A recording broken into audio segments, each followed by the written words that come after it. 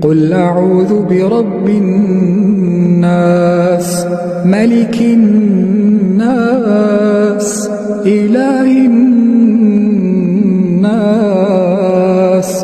من شر الوسواس الخناس الذي يوسوس في صدور الناس من الجنة والناس.